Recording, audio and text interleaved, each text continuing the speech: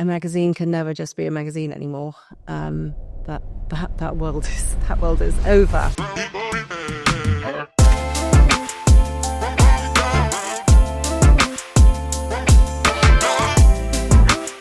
You know, you have to make a lot of coffee for quite a lot of time. It was cheeky, it was fun, it was extravagant. There were expense accounts, the puppies coming in under arms, the kind of the fashion cupboard. If you want to be a writer, it is so hard. You have to be so disciplined and so kind of single-minded. I'm a hard worker. I do the work.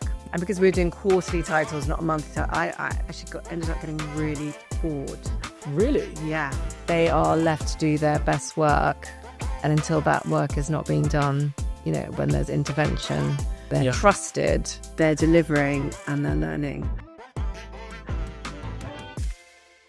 Lucy, how are you? I'm very well. How are you? I'm very well, thank you. Welcome to the podcast. Welcome to the show. Really excited to have you here, and something a bit different for the episode because we've never really had anyone in your space, so I'm excited to learn a lot more. But I did see you post on LinkedIn a couple of days ago about the year you've had and some of the sort of highs and lows. How's the year been for you as we get to the end of it? Remarkably, we end on a high. As you know, the probably independent media is challenging. Yeah. I think the space generally is challenging. The market in which we operate is challenging. I think everyone had a really good first quarter, and then summer. You know, we had obviously elections and political ongoings, which do impact us down the line. But no, we end on a highlight, and we always post a really nice highlights video that we can share with our clients on our platforms. Just to be able to look back and see, actually, you know, in all the challenging stuff, we have achieved a lot. Yeah. Sometimes you forget that. You do, especially when you're building stuff, right? Reflection is like... You only focus on the bad stuff. Why aren't we doing more? Yeah, exactly. And the team can start to feel that as well if you dive into it. It's really important to have a reflection point. Yeah. And congratulations, well done. No, definitely. Well, look, I want to ask you a lot about the Country and Townhouse magazine because there's so much I want to learn about building that business over the last 20 plus years. But before that, early life, what was growing up like for you?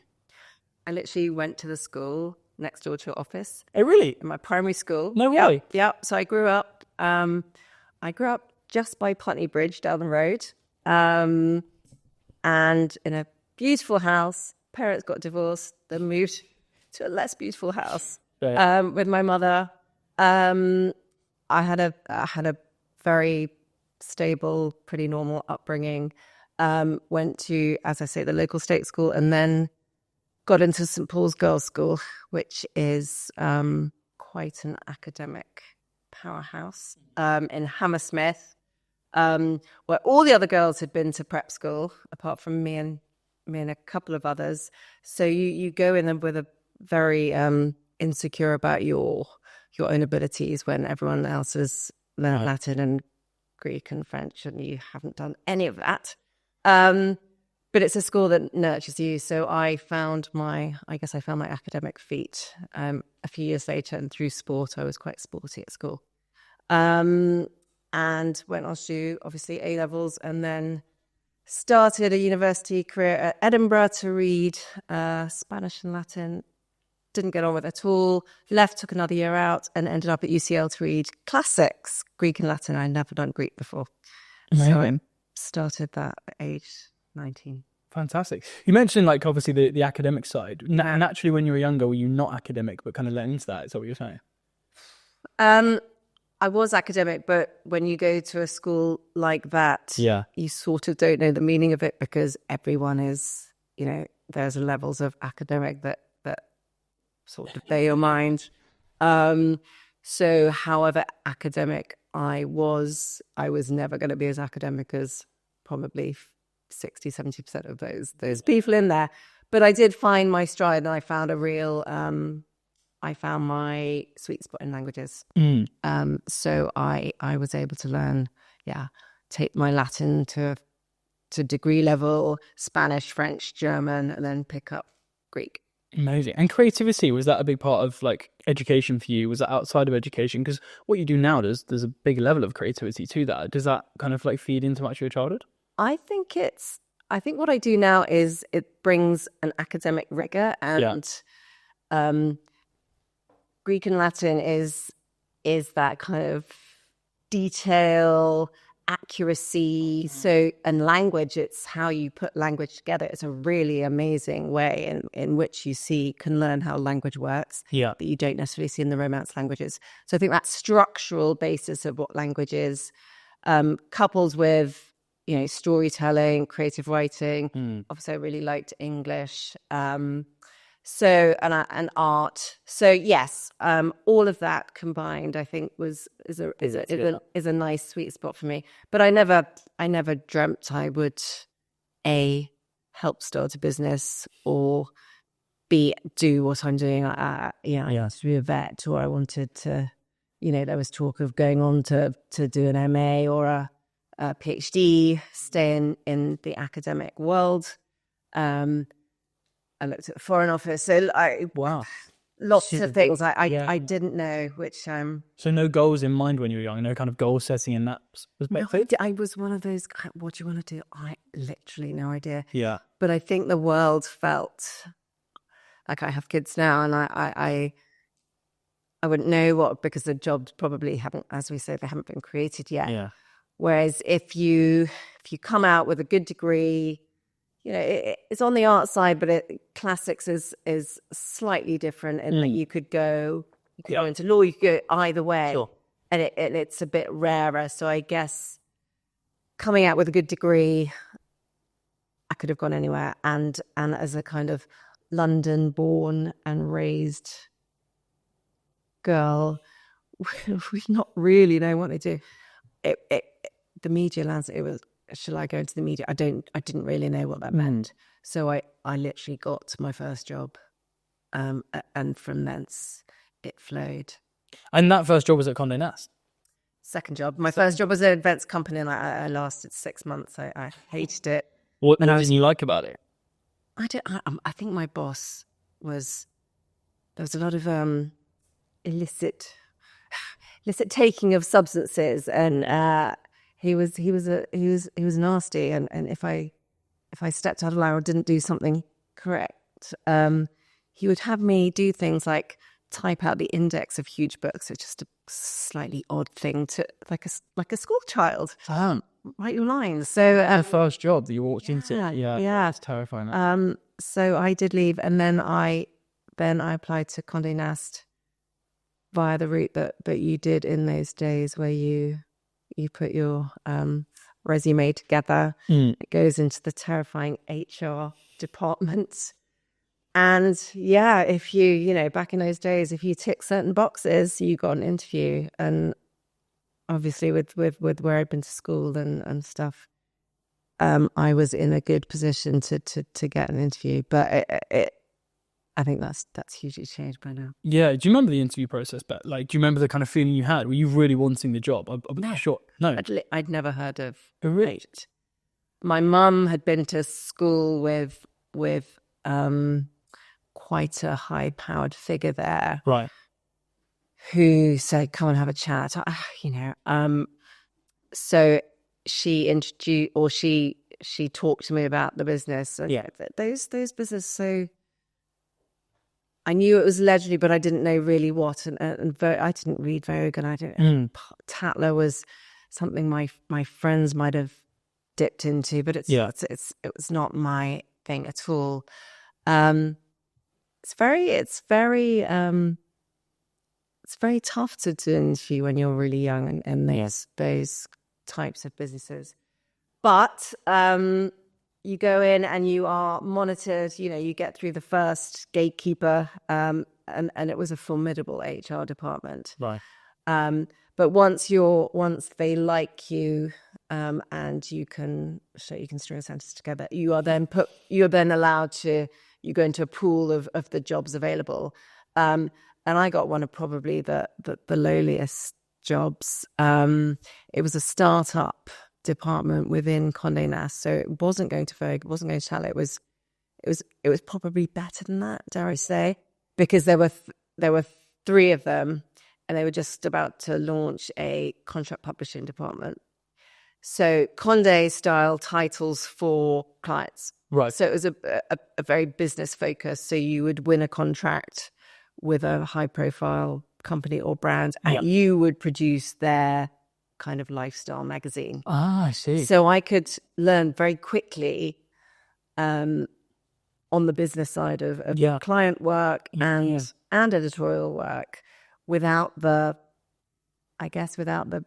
ego of working on a big title. So I was protected by the Condé Nast brand, but I didn't have a title like a Vogue behind me. So I think it was quite a good thing. A little bit more freedom, I guess, but also a bit more to be a bit more not stay in your track. Yeah. So I think maybe girls who join those, you have to make a lot of coffee for quite a lot of time. If you're going, I think going into the big one. And again, it's probably changed hugely. I'm talking back in 2000, so it's quite a long time ago. So I could get stuck in very quickly and learn on the job and use any thoughts. They were welcome. I was part of a very small team. Yeah. Do you remember the first kind of days and weeks walking in? Was there a lot of pressure for you? Because you were saying that you weren't like, it wasn't like a main goal to get the job. Yeah. Did that relieve a lot of the pressure of walking into that environment? Because I guess at the time you're talking about the 2000s, right? Where, Condé Nast as a brand had really grown a lot at that stage where, for those that don't know, maybe where was the business and the image of the brands? It was quite hierarchical, even in that building, which sadly they've sold on Hanover Square. So luckily the first two people you saw as you walked in were the kind of the doormen, and they were in their kind of retired security guys and they're utterly charming. They didn't care if you were, Nicholas Coleridge or, worked in the tech company. They just knew you and gave you a smile. So that was a nice start to the day. But then which floor you went to was very kind of telling. So Vogue was on floor 5. HR and Nicholas Coleridge was on floor 4. The GQ boys were on floor 1. So, I think I did 4, 1, and 3 perhaps in my time there. Yeah. But you could spot the Voguies a mile away. It's very kind of kitten heel vibes back in there. So I think I did eventually buy a pair. But it was hugely exciting. It was hugely fun. My social life became, we stayed on a Friday night and we all kind of sat around and you could smoke in the office after 4 o'clock in those days. How mad is that? Great time. There was champagne in the fridge and all of that is obviously totally gone, probably for good reason. But that image that people I think have of what it must be, is it for you, was the experience you had working there throughout your whole time very much how people probably assume it would be? It felt a bit like a finishing school it was obviously super female oriented. Yes. It was cheeky, it was fun, it was extravagant. There were expense accounts, there were people, the stories, the puppies coming in under arms, the kind of the fashion cupboards, all the sales in the boardroom of all this stuff. It was, it did, I think, mostly what one would perceive of it. But I think we were on the tail end because obviously since it's completely changed from that kind of Devil Wears Prada-esque feel to it. That is obviously totally gone. The better for worse, who knows? It's definitely a change. And during that time, obviously, standards, I know you weren't working on, the bigger publications that people know, but like standards of work is something I want to ask you about.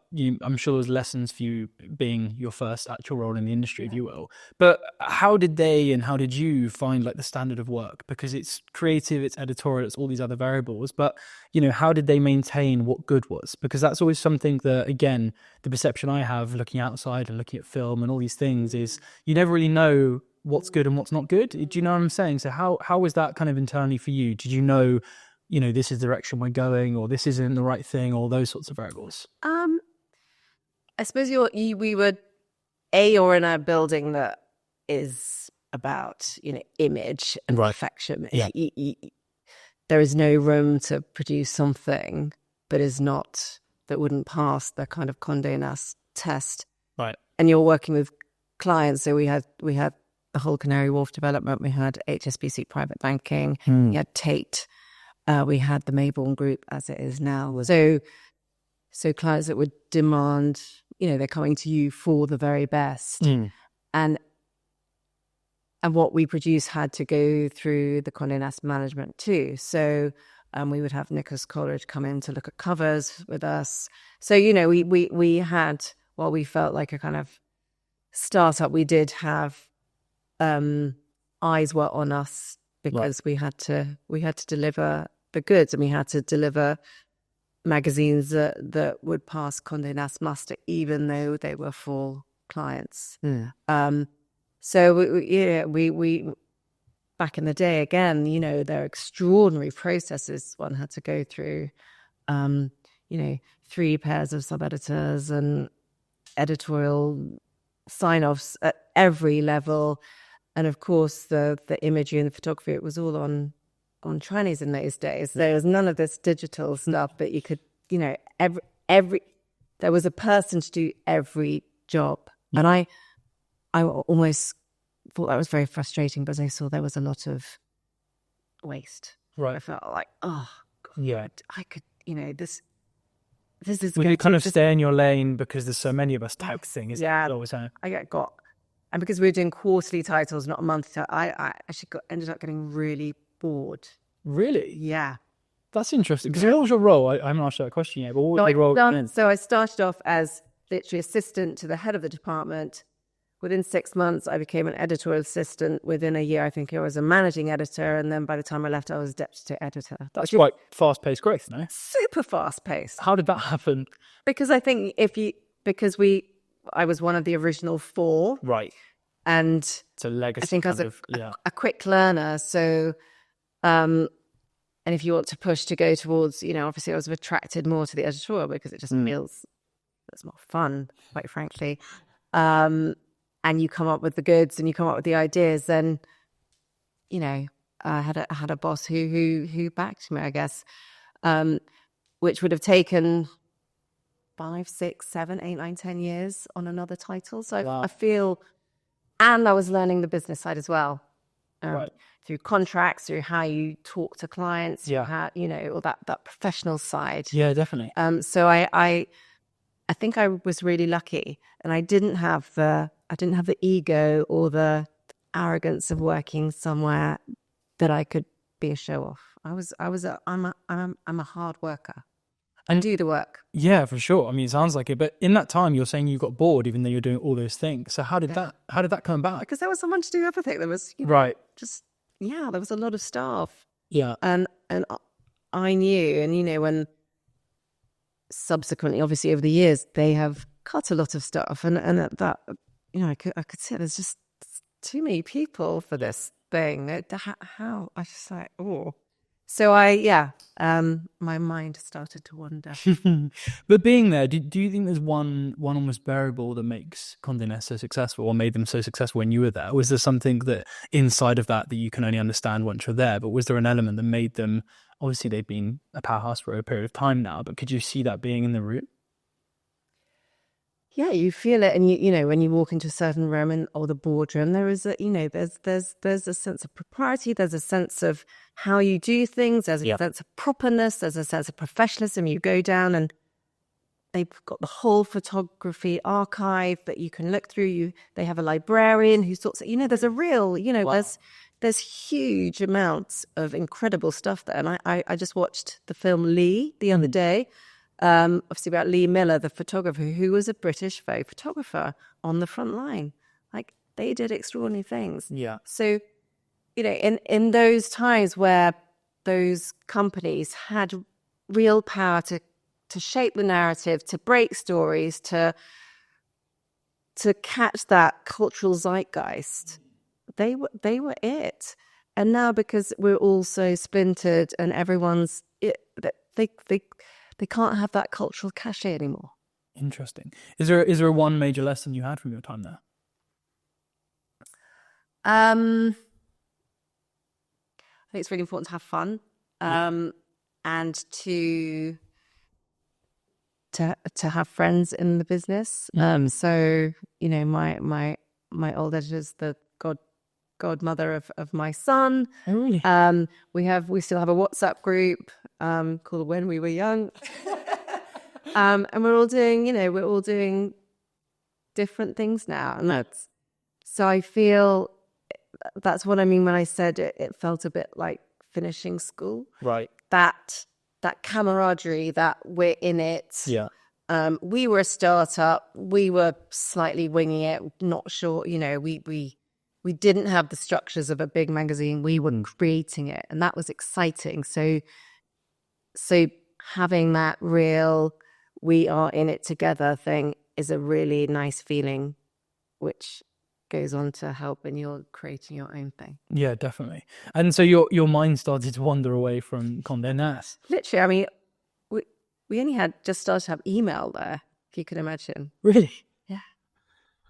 Yes. That did put some time in my mind. Yep. But so you were there for like 2 or 3 years. Yes, I and was. then started to think outside of it. Then found myself, you know, playing online Scrabble at work, which is not a great admission.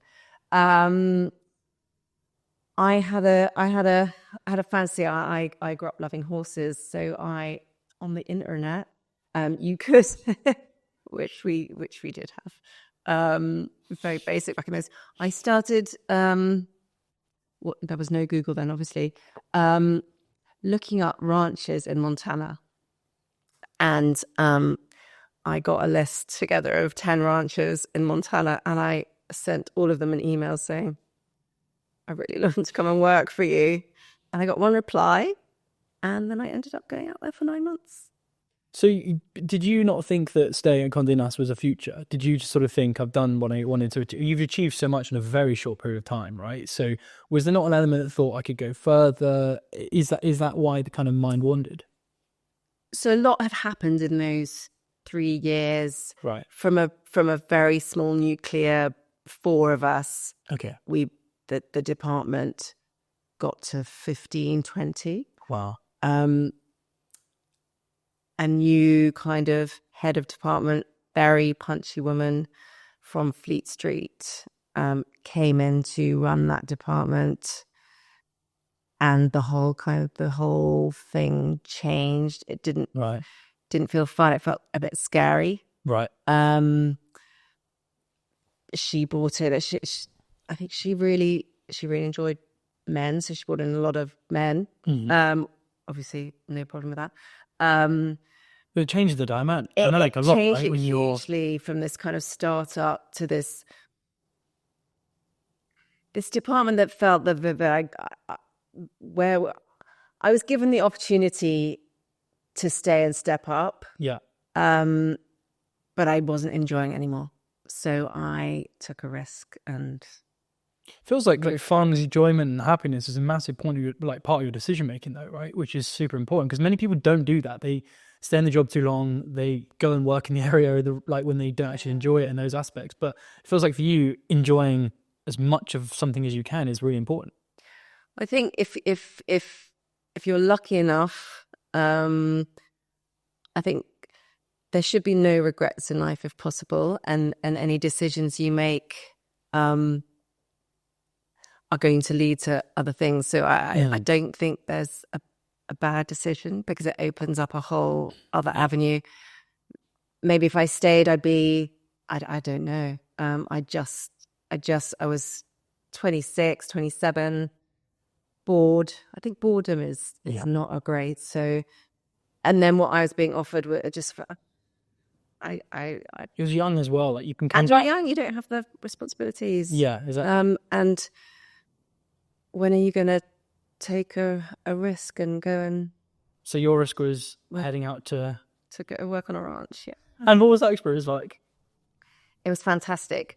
I was also heartbroken, so I was leaving. Like it was a good time to go. And I thought I'd romantically write a novel or something while I was there. It was the most wonderful experience, because I would say mostly because you can go somewhere and you are judged entirely on you there.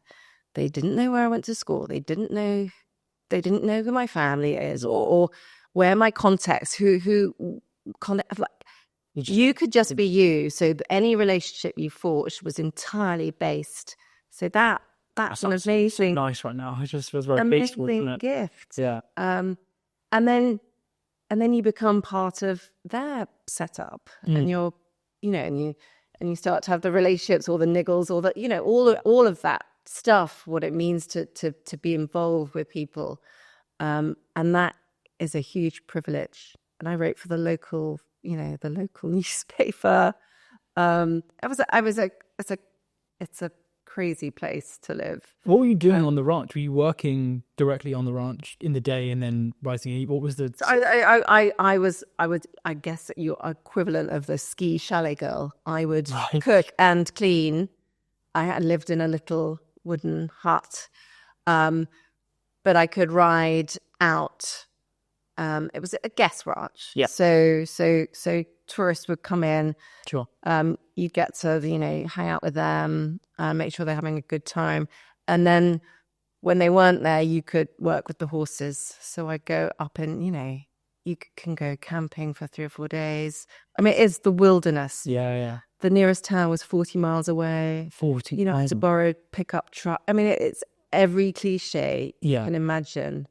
You can hear coyotes, you see, the bears. I got a dog, I did the whole thing. But if you went to town in your pickup, and I smoked like a chimney back then, they would know exactly what I was doing on the ranch, because the kind of the small town, the small mine, not small mine, but yeah, you talk on time, right? It's you can't. It's a wonderful town. Yeah, it literally is, with the saloon bar.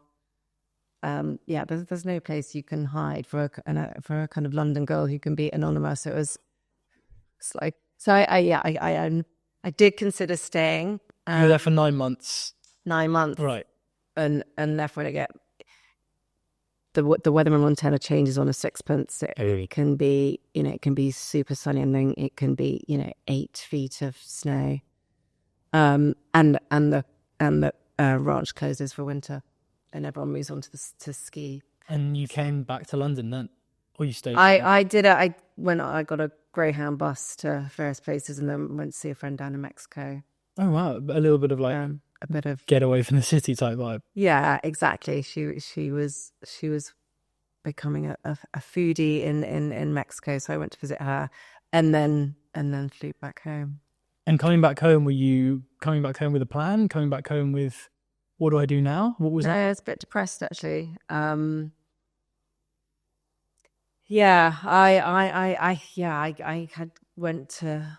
think I went to live back at my mum's house without a job, not really knowing what I was doing. And then, I did eventually get a job at John Brown Publishing, which is a big contract publisher down the road. I got very bored. So, were you bored when you were in Montana? No, I wasn't. I was trying to write a book, which was basically, it was probably like a therapeutic diary rather than a proper novel. But and actually, I wrote and I wrote and I wrote and I wrote until I started living, if you see what I mean. So I would remove myself from the day to day of living on the ranch, and go and kind of be that, perceived romantic writer in my log cabin. I didn't have the internet, so anything I sent, I had to go and then dial up or go to the library with a disc. But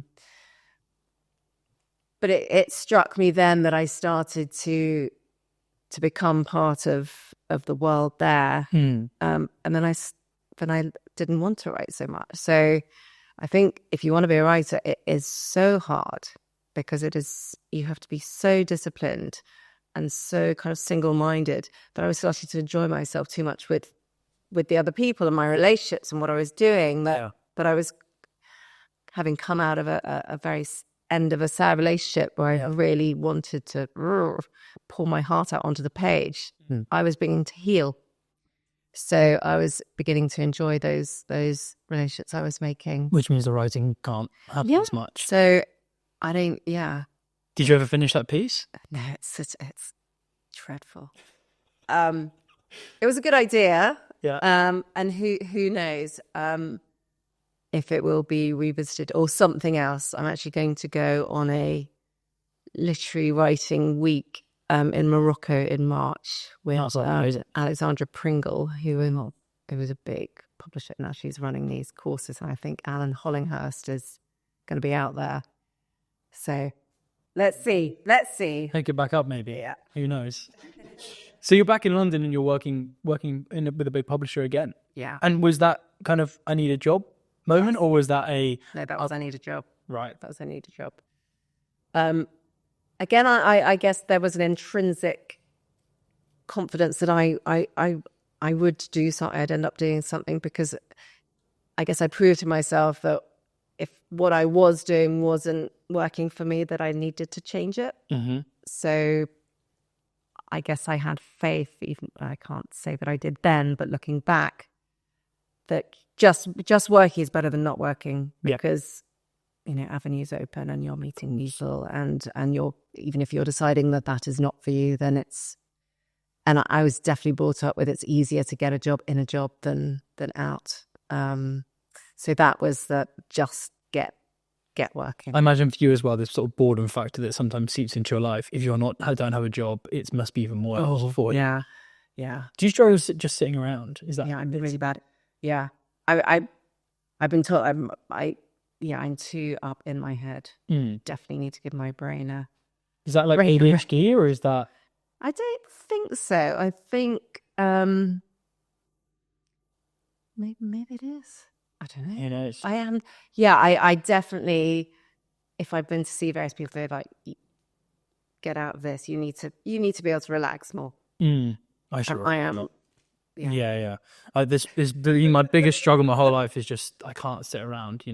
It's just always that struggle of like, which we must, because it's very important for our brains and our... And once you kind of find that moment, once you can relax, I yes, find there's lots of clarity there. So like once I can get myself into that position, and I kind of resonating with some of the things you've been saying of, I could probably go sit out on a ranch, and that's when I could probably start to find some peace, if that makes sense. But if I'm in it, I've got to be in it. And, there's that balance always. And I think we were speaking about this before we started filming a few days ago, but like trying to find that kind of peace and sort of like calm and enjoying the moment rather than chasing for the next thing all the time. And I think when you're jumping from job to job and you're trying to work it out, there's that sort of like pressure of those elements, right? That must be quite a lot when you're young. And that high achieving thing from probably a legacy from my school, high achieving and being a girl. Yeah. I think women are particularly hard on themselves, that definitely.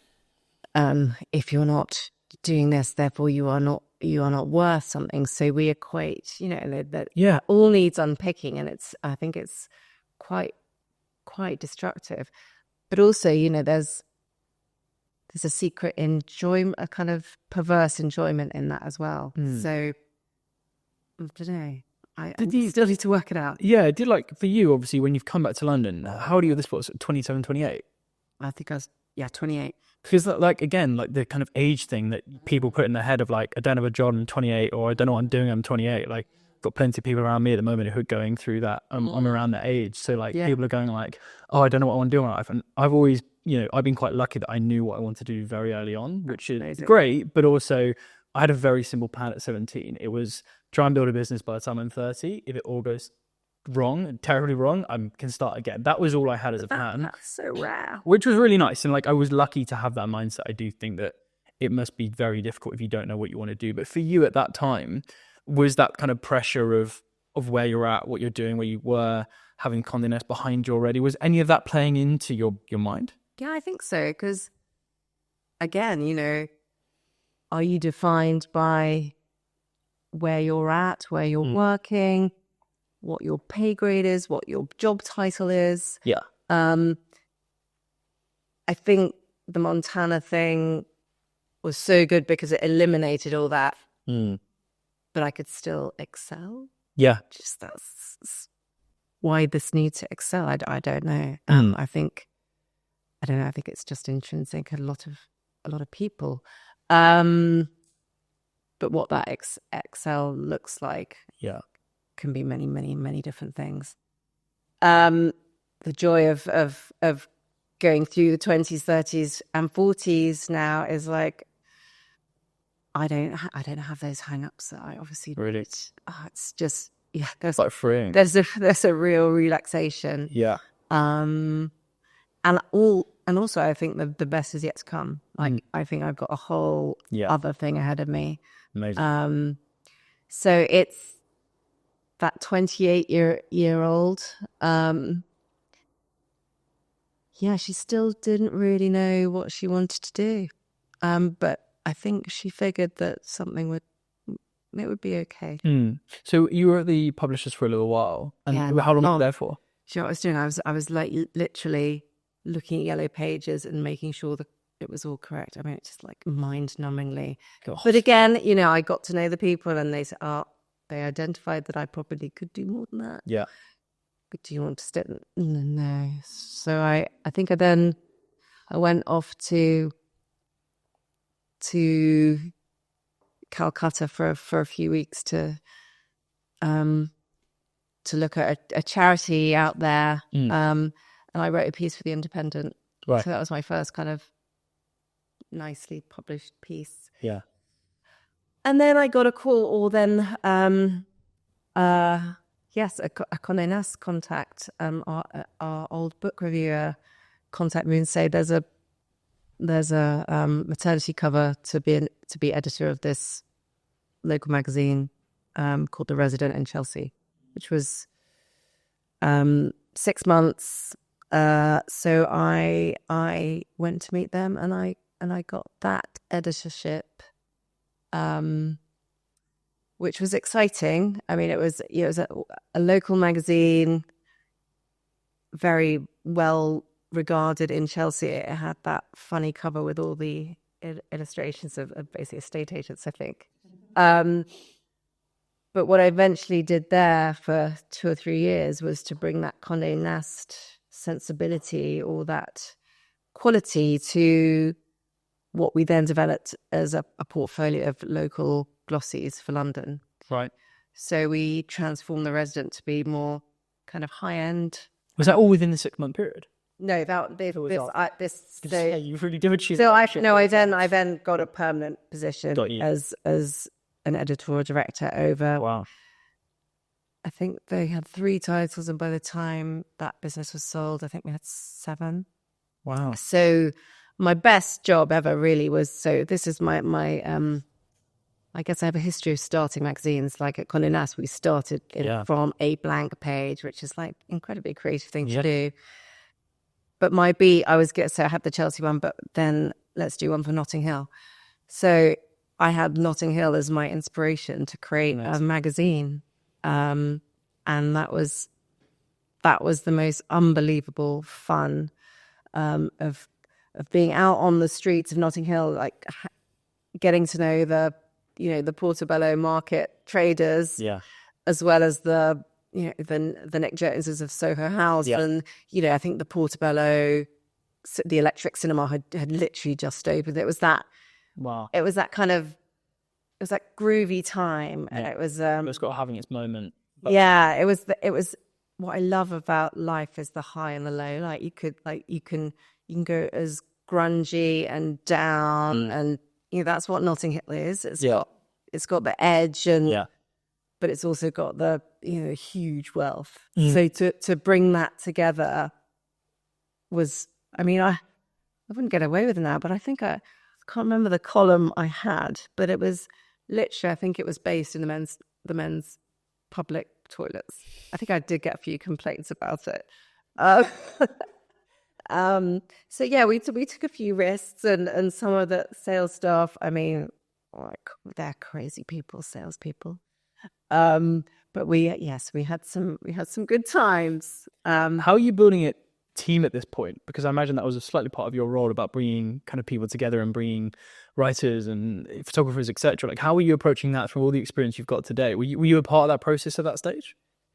Yeah, I think again that Condé Nast, Yeah. that's that what Condé Nast gives you is access and Right. bring in people you have worked with who are brilliant, and then you create this network. And if you are a magazine, you have the ability to contact people and they generally reply. Yes. Or they did. Yeah. So there is a nice element of like Sort of leverage. yeah. I always find that fascinating. Even now, we're quite a small magazine in this industry, but who you can get to is very it's really Opens up wonderful. some interesting doors. So your time there building that kind of portfolio of magazines. Yes. Then the business was sold as a whole. And is that when you left as well? Yeah. So, and not in a great way. So huge publisher called Archant, who were kind of East Anglian newspaper publishers, Right. wanted to get into the magazine world.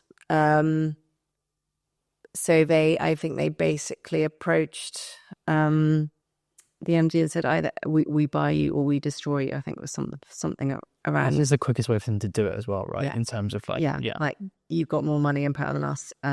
We've got better products. They bought our competitors. Oh, really? So there were kind of two titles in the areas that we operated in, but I imagine we were in the more kind of premium. So that was whatever happened there was really not very much to do with me, but I did have to go and work for them where they blended the whole business, all these magazines that were in competition fundamentally. And that was probably the most grim 9 months of working for a business that sucked any creativity or editorial authority out of it. Was just a sales job. Really? So sales were king. Yeah. Editorial, no, you can't do that. No, they would just suck the creativity out of the whole operation. And inevitably now all those magazines are gone. Because they didn't know how to treat them. Newspaper publishers coming, they're different beasts. For you, like you built something there, you're a huge part of it, starting, growing, developing, etc. To see it not be no longer there and someone come in and kind of, I guess, ruin your baby, but in a very weird way, like that must be quite difficult looking back slightly. Were you attached to them, I guess, is my real question. I think I was attached to the Notting Hill one for sure. Because you have those days nights when you are working all God's hours to bring something to fruition, and it's exciting and everyone's working hard, and you're on the and you're drinking beer at 9 o'clock in the office and all that good stuff, which I don't do that much of anymore. No, I think I fought with my new bosses. They didn't treat people very well, and I was not used to that, and I just couldn't. So anyway, then the kernel of Country Townhouse was brewing. So this takes you up to 2007, 2008 period. 2007. Yeah, 2006, 2007, yeah. And so you've left there. You're kind of at another reset point. Is that right? So, my now husband, whose business it was, obviously he was not part of the Archant business going forward. So he's like, oh my God, what do I do now? And you together at this point? Sorry. No. I can't. No, not really. But we'd worked together, obviously. Right. So he'd had an idea. When you run those local magazines, they were very much based on the property market. So back in the day, obviously pre the internet explosion, you remember those magazines that would just packed the rafters with beautiful property at the back, with a bit of editorial and you know, interiors advertising at the front. take 2006, 2007, quite boom time. Big city bonuses. Yeah. People spending money on property. You know, they were buying second homes in obvious places like the Cotswolds, or, you know, Surrey or Cornwall. The idea was, could we, you take a magazine like Country Life that's been around forever and has an incredible legacy, heritage title, fabulous. No one's going to touch it. Yeah. It is an institution. How long has it been around for? Just is it sort of 80s, 90s, or is it longer than that? Oh, no. Longer than that. A lot longer than that. I can't tell you, but a lot longer than that. You know, it's the magazine on every country house I understand. ever. Yeah. So Every Airbnb I've ever been to, it's that. yeah, exactly. So would we be arrogant enough or brave enough to create I guess not a version of it to be derivative, but something that would speak to the children of that traditional breeder. Got you. So could we create something a bit more modern, contemporary, that wasn't about hunting, shooting, fishing, but about how people interacted with the country in other ways, or, you know, other architectural styles, not just kind of manor houses and Georgian rectories, and as beautiful as they are. So he had that idea, and he went to see all the top agents, the Knight Frank Savills, and he said, if we do this, will you back it? And they all said yes. So he raised a little bit of money from a venture capitalist, venture capital company called Venrex, and a couple of high net worth. I mean, yeah, launched on not very much. I think we raised 400,000 to launch. Which, for those that don't know, for what you're doing, is like, that's not a lot. It's not a lot. No. And he asked me to join as editor and create the concept. And we had an art director and a couple of salespeople and an assistant. I think that was pretty much it. And we also at the same time thought we could get into the independent schools market. So alongside that, we were going to create a schools magazine because they seem to go together. So we launched our first ever issue in March 2007. Do you remember that day of seeing when, like... Well, we shot a cover or we shot a shoot that we just thought that's almost too edgy. Really? Yeah. So the first one? Yeah. We had to completely reshoot the cover, and probably What was too edgy about it? It was beautiful. It was a beautiful, architecturally beautiful house. I just think the styling, the model, that it was. We felt that it was. Yeah. So eventually, we did something a bit quirky, and we had a model with a pair of massive shears. Mm-hmm. You know, so slightly Stepford White-ish, but more traditional house, and her looking, I guess, less very super edgy. Felt that, you know, when you're dealing with estate agents, they probably don't need to. Yeah, they're more on the conservative side, would you say? Mm-hmm. So, yeah, that was a moment, but we kept the shoot inside, and it launched with, I don't know, 50, 60, 70 pages of property advertising, some great other advertisers. I had some budget, but yeah, no, I mean, I look back at those evaluations and go, whoa, what were we doing here? That's not fair. Anyway, we got off to a roaring success until the whole economy melted. We'll get on to that. But the initial success of the magazine, did it land the way you wanted it to with who you're targeting with the whole piece? Because you're quite intentional with what you're trying to build. You know, you and your now husband had the idea of what it's going to look like. The team feels very like aligned to it. You're taking a decade of learnings almost going into this and what you're gonna build. You know, for you guys, that initial phase, that first issue, you're saying it was a roaring success. Like, what did it really feel like, the pickup?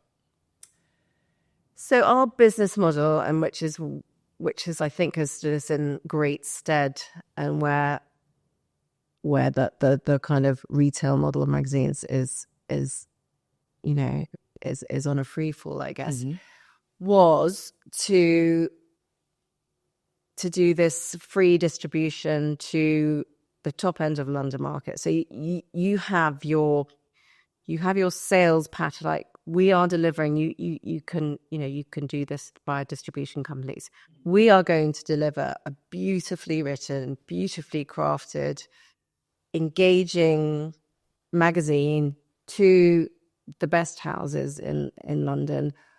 So for an advertiser to get their message in front of those people, they're not relying them to pick it off the shelf. Is obviously much cheaper to not to have it on the shelf.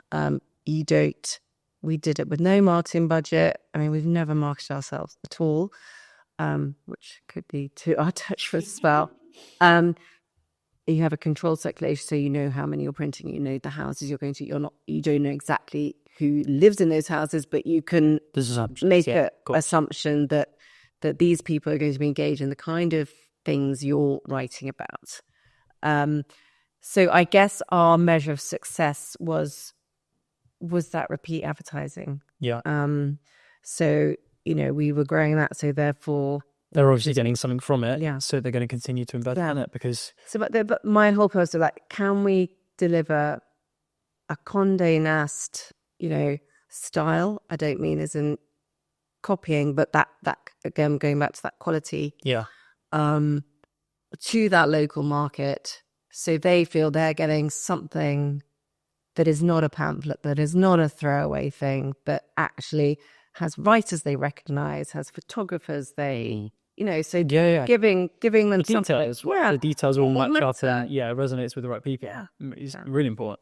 So the first year was great. Year 2, going into year 3, I think we had 6 months of really being okay. And then, do you remember it? So we launched as Country House as well. We didn't say, of course, yeah. We've been through so many dramas. Yeah. I think my husband's very good at I think his army training puts him in the most incredible to keep calm in a raging storm. I'm the one that slightly loses and gets. Yeah. Whereas he is in the trench. Really? He is the one making the phone calls, being calm, being collected, being very kind, and all kudos to him. He has kept that business going. Yeah. Honestly. So yeah. 08, I guess 08 and 09 in some capacities, like for you guys, it was, I mean, the world changed overnight pretty much, right? What was the actual impact for you as a business? So the property market disappeared. Yeah. The country market disappeared, should I say, mostly. So having had all those glorious pages of wonderful properties, they disappeared. So we lost most of our revenue pretty much overnight. The pivot was to I guess London was still functioning and still had money, and so how do we tap into that market? Obviously, the audience is London. The readers are generally London-based. We've got to change the title. How do we? We can't deliver a country house without any country houses. It's crazy. So ransacking our brains. Obviously, there is a huge magazine in the States called Town and Country. Yeah. Which we had a little run in later on. Country house, country and town. It doesn't trip off the tongue, and I've spent probably 10 years of the business or longer. No, we're not house and garden. No, we're not town and country. No, it's not a natural bit, but it now is what it is. It now is.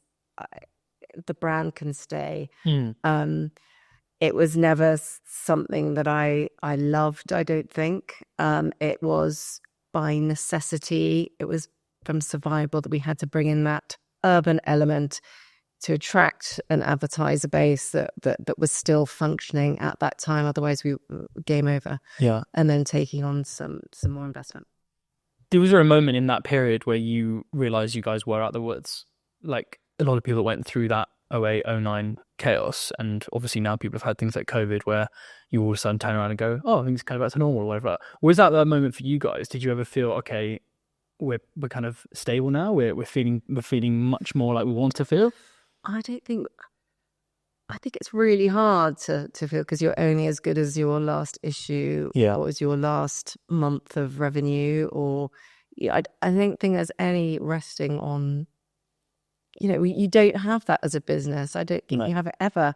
You can't rely on, you don't have this corporate juggernaut behind you where you get your paycheck, you're like, if we don't pay them right now, can we pay these, and again, all credit to my husband, who would be doing that constant. I was not on the phone to creditors or printers or the paper distributors or VAT people, just trying to work it out.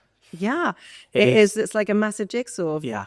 And you can be very, very occupied with that. And then you're not, then how do you keep creating and keep moving this thing forward? It's really hard. Definitely. When did you and your husband actually get together? Oh, sorry, yeah. So yes, I think we must have been slightly together, and then we had a child when I was. I don't know, but we're fully together. Launched magazine. Had a child a few years later, and then got married after that. And so we've been together since I was 19 years now. So that's yes. And the magazine's like nearly 19. So yeah.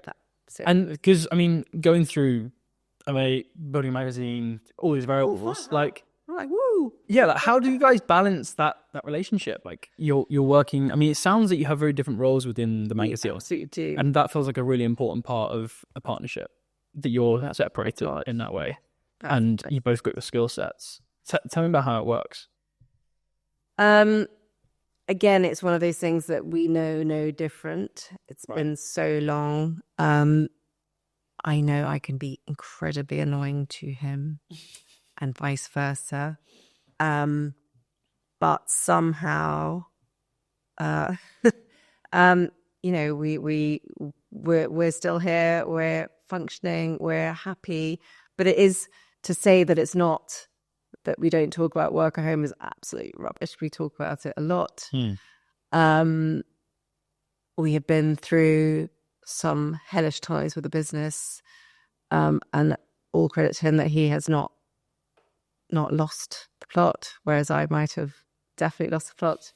So there's huge amounts of respect there. Yeah. He's a very good leader. He's got a great team.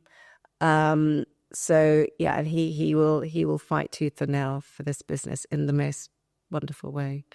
We spend a lot of time in the countryside as well. So that, I think, getting away from definitely, because you have two separate teams effectively. Then is that what you're saying in terms of running the business? So I guess his team, all the sales and commercial would fall, whereas the editorial, obviously, he would fall under me. And sales are tough. Yeah. You've got to really motivate, and you have to have a really engaged, incentivized group of people who will go out there and hammer whatever they have to do. Like, that's not a job I could do. You mentioned earlier that you've unfortunately had a few bad bosses in events companies and new people come into businesses that you were kind of rooted in. Those learnings of being on that side of the fence, how do you think that kind of feeds into the way you lead your team now? So I think, again, that kind of approach that it's a thing that I probably grow, again, as you get older, that it's inevitably, I'm surrounded by an amazing group of 20-year-olds who are endlessly fascinating. I sit in the corner and I just kind of chuckle sometimes. But I love, they're all bright as buttons.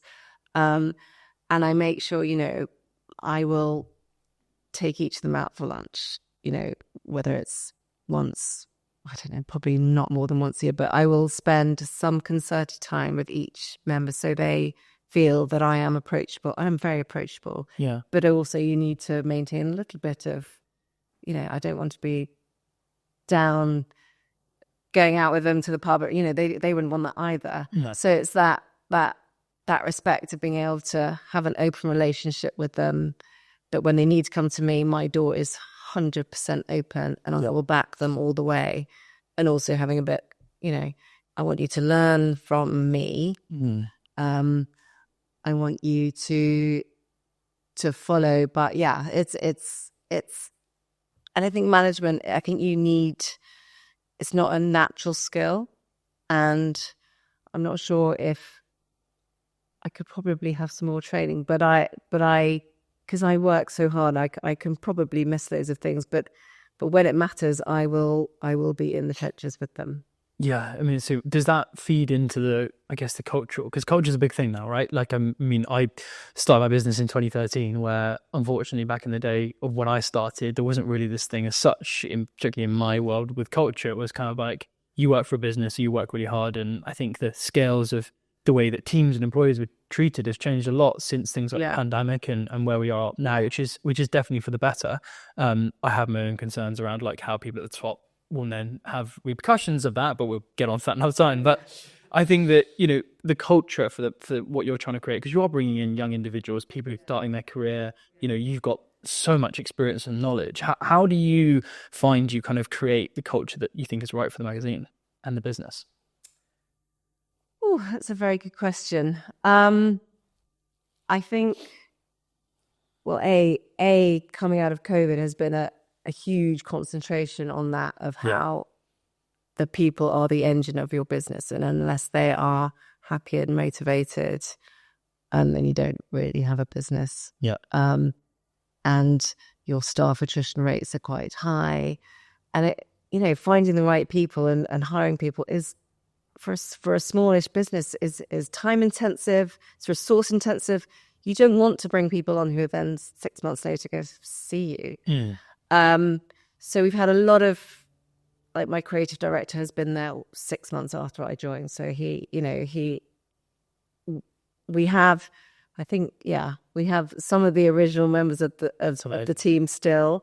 People in their 5, 6, 7 years, which again is quite rare.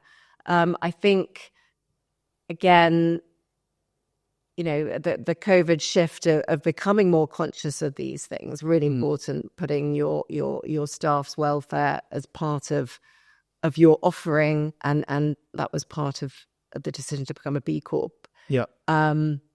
Just to say, we are really serious about this. This is what we're doing. So we have lots of benefits for staff. We're really open about our financials, how we're doing. We have, team lunches for the whole business. We have wellness stuff. We have fun. Yeah. But also people are left. They're not, they're not they're not micromanaged. They are left to do their best work, and until that work is not being done, when there's intervention, which obviously there has to be from time to time, that's when I feel people thrive, that they're trusted, they're delivering, and they're learning. Is that how you think you get the best out of people? Is that kind of that setup? Live watch, yeah. Yeah. So I have a deputy editor who is responsible for touching base, regular meetings, yes, but also open channels, and she'll feed stuff upwards. But I think too much management is also, I don't want it.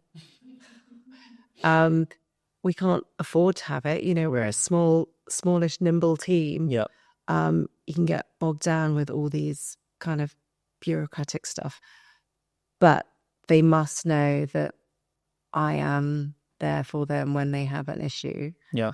And I know, I'm sure we could do more around training and stuff, but they're producing excellent work, which is all that really matters. As long as they enjoy the process and their process is enjoyed, that's key.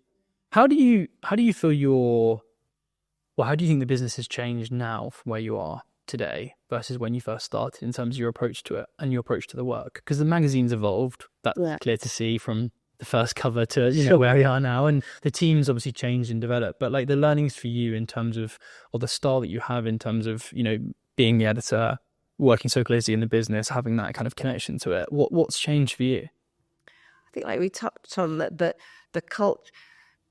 So yes, there's the editor role of creation and ideation and what are you putting out there, but you're building a culture and you're building a network and you're building a business, and you're only as good as your last idea.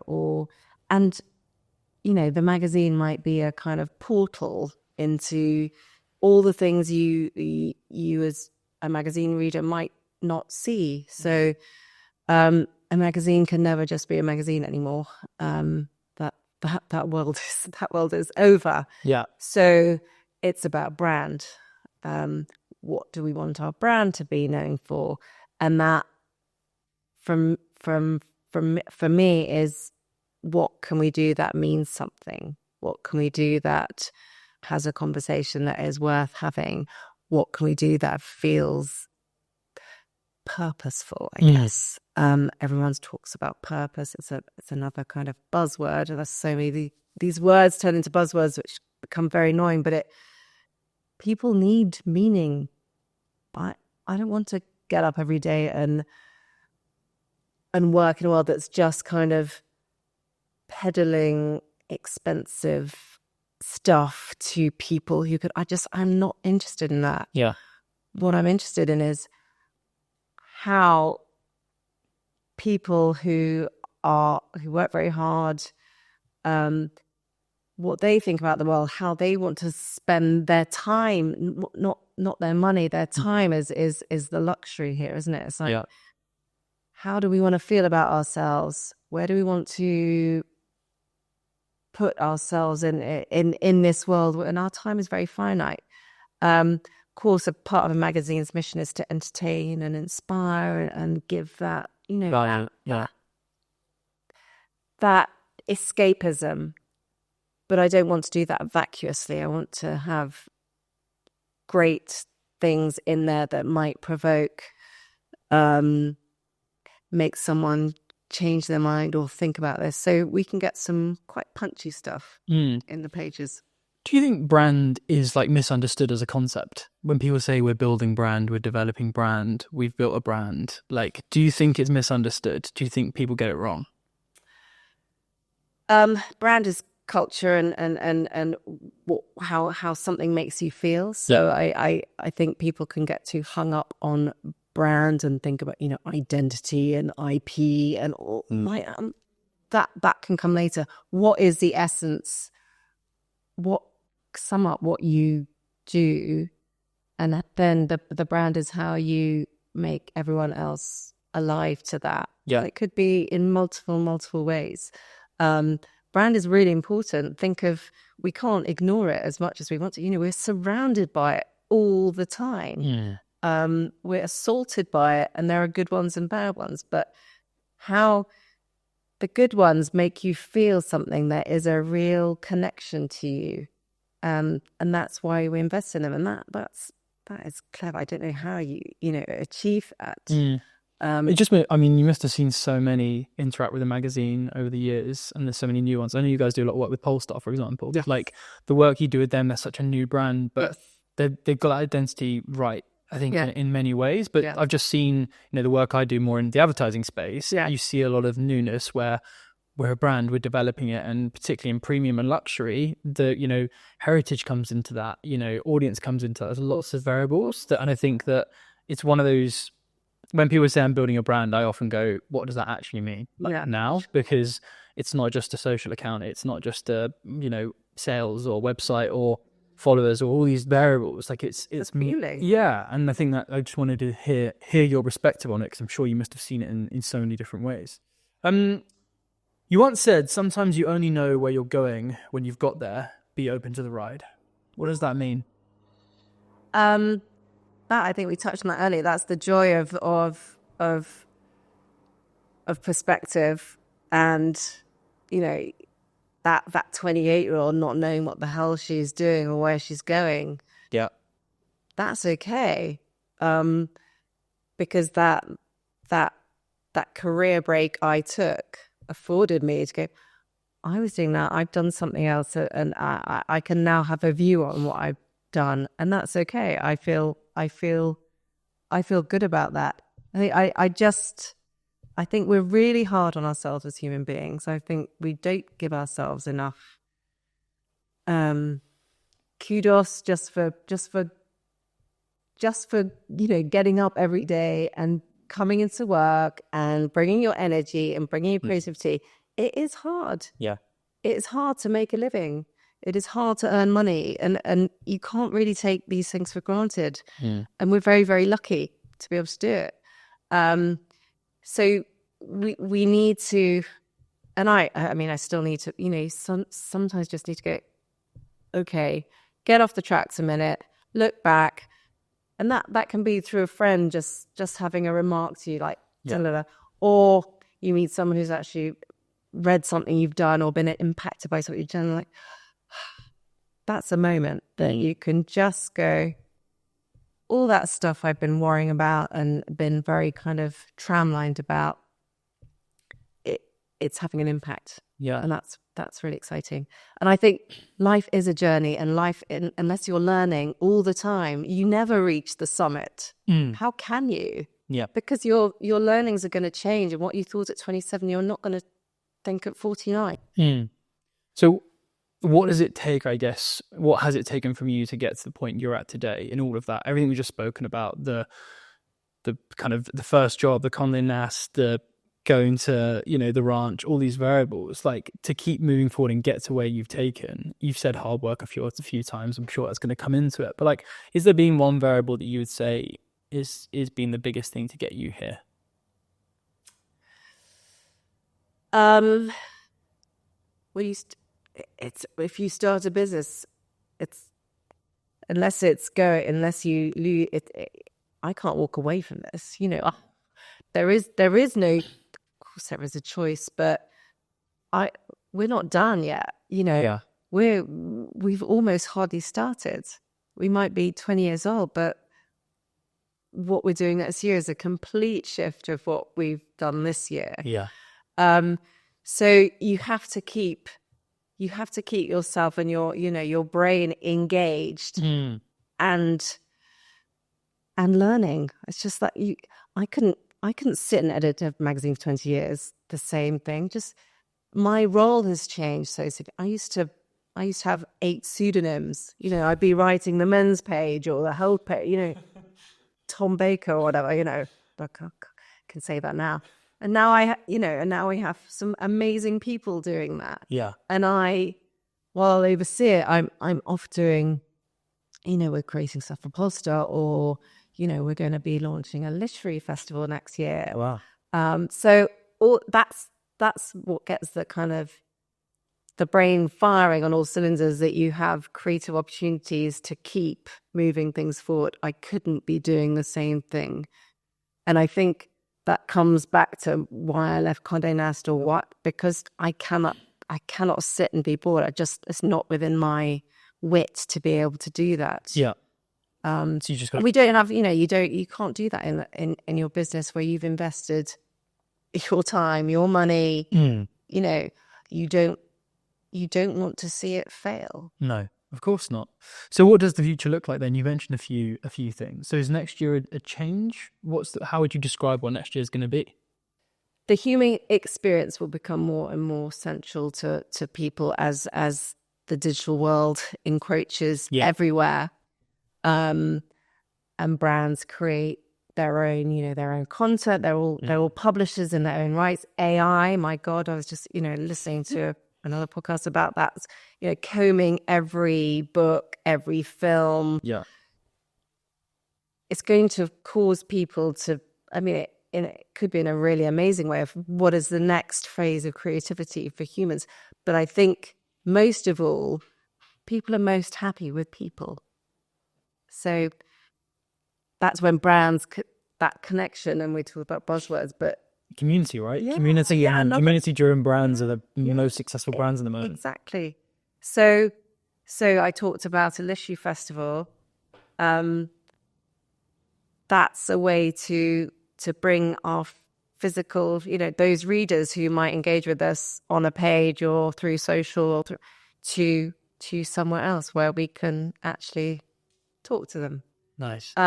So I think that experiential, and you can see it in all the luxury brands, what the way LVMH are going, but buying hotel brands, and Going very hard on hotels. yeah. But because they see people don't the product thing, and of course, but people want to feel, and they want to learn from experience, and it's not just about having a incredible sofa or a incredible, I don't know what the products are. Yeah. You only feel really alive when you are sharing something with other people. And I think as the world becomes more and more separate, we're going to need more and more togetherness.